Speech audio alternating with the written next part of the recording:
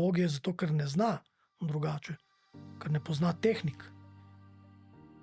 Da pa ne more, lahko vsak.